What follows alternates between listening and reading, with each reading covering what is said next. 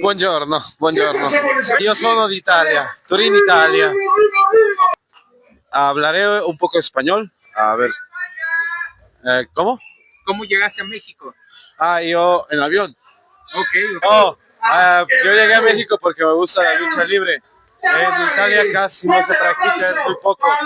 Entonces, en México se practica mucho y es lo que a mí me gustó, por eso estoy aquí.